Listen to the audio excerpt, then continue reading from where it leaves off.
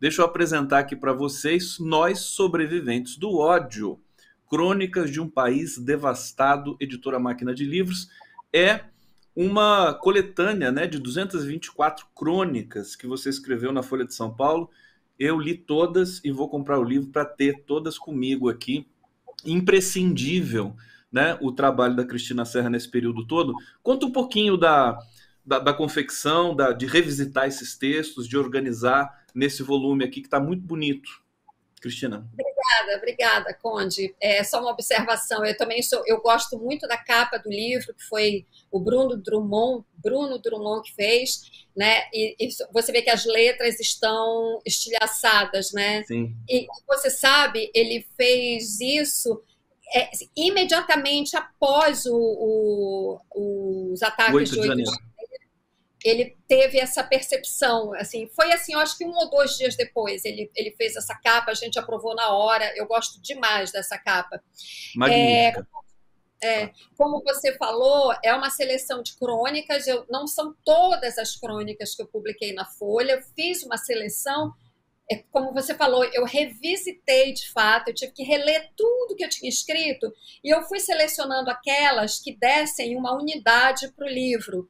Eu selecionei principalmente as que eu escrevi sobre os ataques do Bolsonaro à democracia, ao povo brasileiro durante a pandemia, tudo aquilo, todas aquelas barbaridades que ele falou, que ele fez ou que ele deixou de fazer na pandemia e que resultou em 700 mil brasileiros mortos, a quem eu dedico o livro, por sinal, né? Dedico aos 700 mil brasileiros mortos, os ataques do Bolsonaro aos direitos humanos e os ataques também dele ao meio ambiente. Então, principalmente são esses temas, há outros, mas esses é que são assim, a fibra, digamos assim, né? A tessitura do livro é em torno desses 4 assuntos, né? E eu diria que quando você lê, eu coloquei em ordem cronológica, porque você vai percebendo como, à medida, sobretudo, que a pandemia vai se agravando, né, como ele vai aumentando a brutalidade da linguagem contra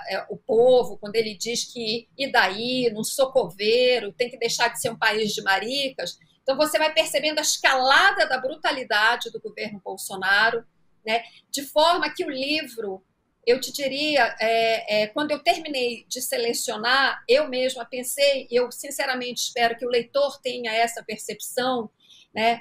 Eu disse assim, isso aqui é um documento da memória brasileira nesses anos de inferno que nós vivemos sob o Bolsonaro. Então, esse livro é um documento de memória, porque a gente não pode correr o risco, sabe, de permitir que se jogue para debaixo do tapete tudo isso que aconteceu e deixa para lá, daqui a pouco ninguém fala mais nisso, daqui a 4 anos, quem sabe Bolsonaro volta, se candidata a alguma coisa.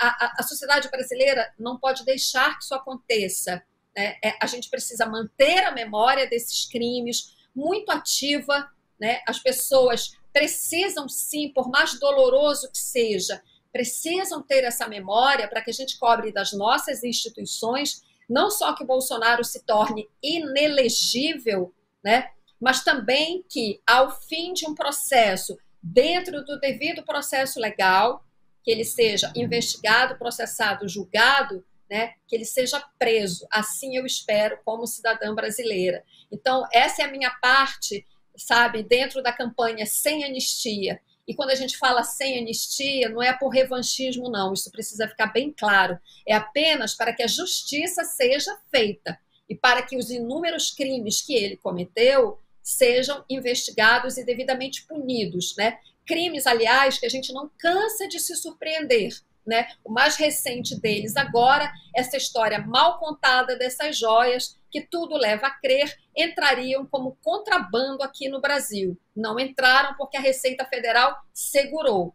Mas então é isso, voltando ao livro, eu mostro aqui esse que eu tenho aqui comigo, está aqui, tem o prefácio do Jânio de Freitas e a contracapa do Juca Kfouri, 2 queridíssimos colegas que me deram a honra de ter esses 2 textos também no livro, né?